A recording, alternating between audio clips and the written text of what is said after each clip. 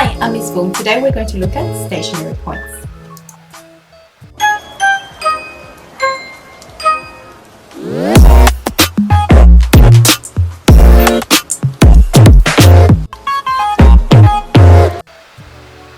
A point A, an f of A, on a curve y equals of x is said to be a stationary point if the derivative is equal to 0 at that point.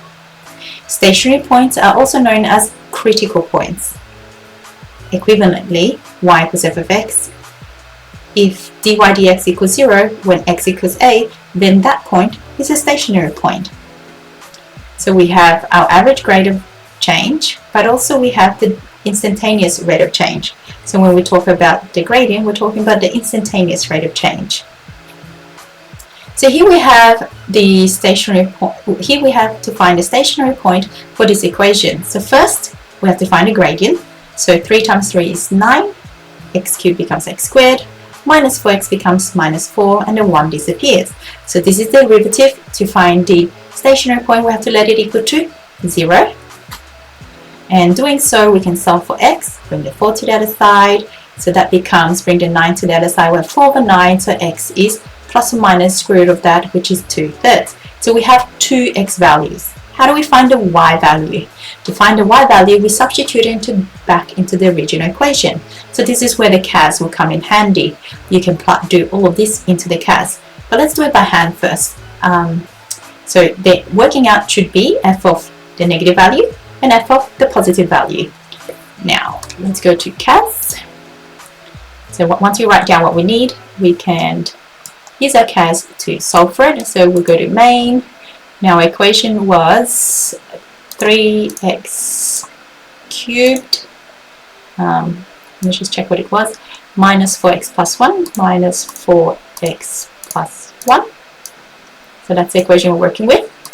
Now the derivative, keyboard in math 2, d dx of what we're working with. And we can solve it for action, advanced solve, x, comma x. So I'm getting back to this point over here. I'm using the CAS to show you how to do it. Oops. Standard, so you get whole numbers. And now we need to find the y value. So the y value is the original equation, which is up here. Then we do shift, comma, x equals the first one. Enter. If I enter again, I can just get rid of the minus really quickly. And so we have our two values. So we'll write that down.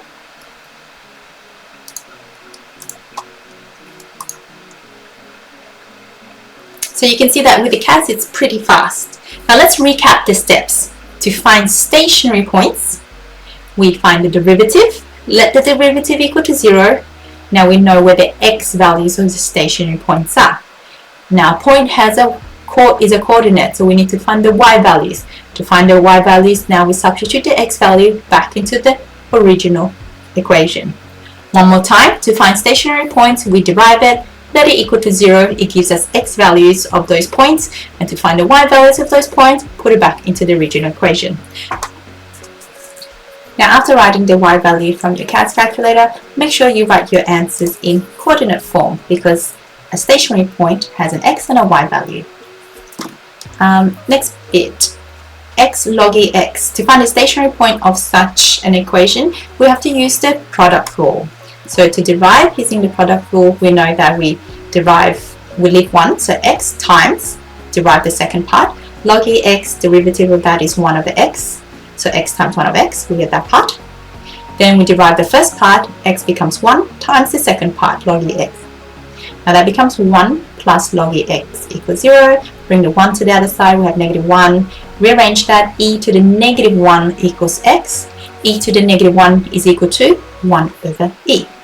So this is the x value of the stationary point when the derivative is equal to 0.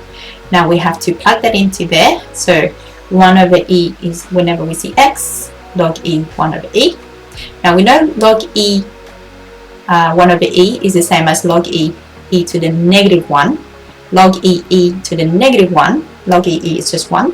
so it becomes negative 1. So that is negative 1 over e. Again, you can use the CAS. You can pause the video and see what I've done there. Exactly the same method as the previous example, but you can pause the video and make sure you can do it too.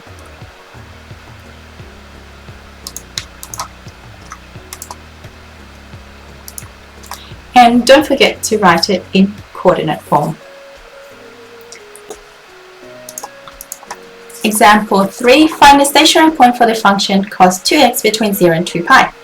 So deriving that, cos 2x becomes negative sine, and then bring the 2 to the front, so the derivative would be negative 2 sine 2x. Let that equal to 0. And now we have to find, divided by negative 2 first, we have to find when sine 2x is equal to 0 between 0 and 2 pi. So it's 0, pi and 2, pi. Sine is 0 here at 0 and at pi. So we have 2x is equal to 0 and pi.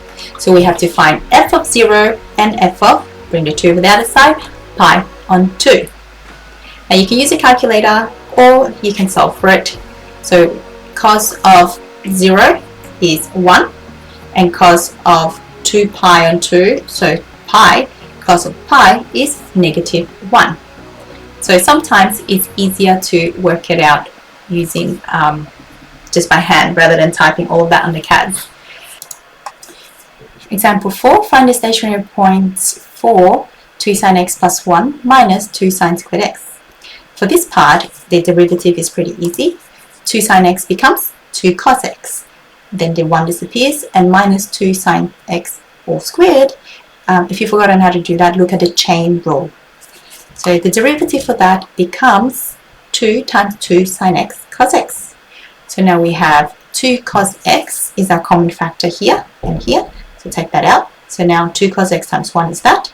And taking the 2 cos x out, we are left with negative 2 sine x.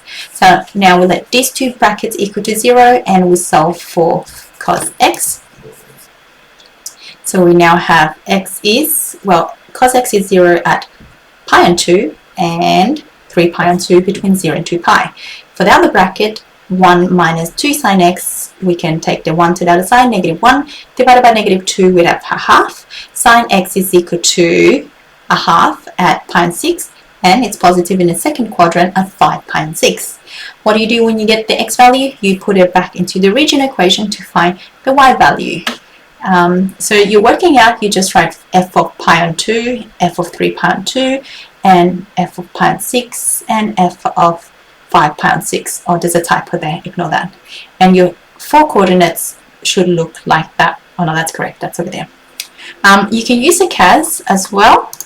I'm just going to leave the CAS I was working on before. You can pause the video and compare the answers. But it's essentially the same as before. The only difference is we're using sine cos tan from Math 2. The derivative is also in Math 2 keyboard. Shift comma and action solved for the other bits.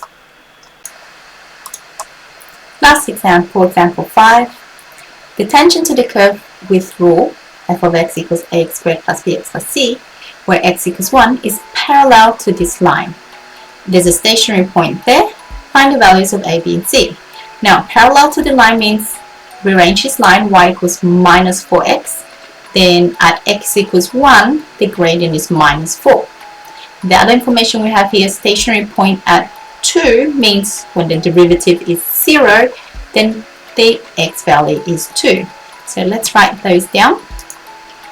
So when the derivative is 0, stationary point, the x is 2. And when x is 1, the gradient is negative 4. Now we have to find a, b, c. Now first of all, derivative. What's a derivative? Let's derive it. So bring the 2 to the front, we have 2ax. And then bx becomes b. So now we have the derivative. Substitute 2 into the derivative, let that equation equal to 0. And substitute 1 into the derivative, let that equation equal to 4. Actually done it the other way around, forgot which one I typed first. And then we solve for these simultaneous equations. When you solve, you get a is 2 and b is negative 8. Let's do this on the CAS and see how it is. So action, command, define, we're going to call it f of x, f of x equals 2, and we have ax, so ax squared plus bx plus c.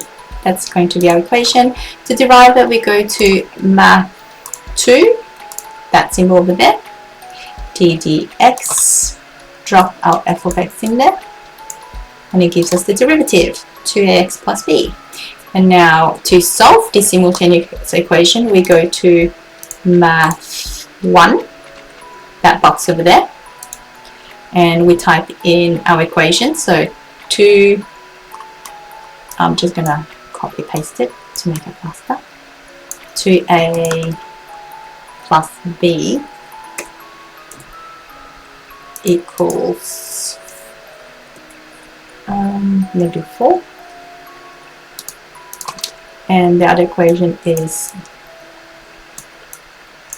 4a plus b equals 0, and we're solving for a and b.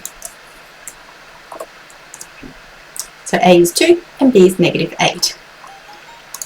Now, once we have that, we also know another piece of information, that we have a point, 2 and -3. So an x and y value, which can go into the original equation.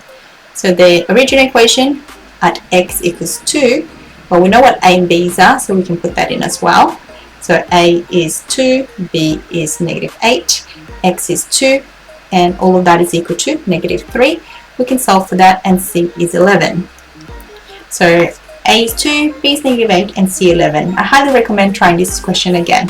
Thanks for watching. I'll see you next time. Bye.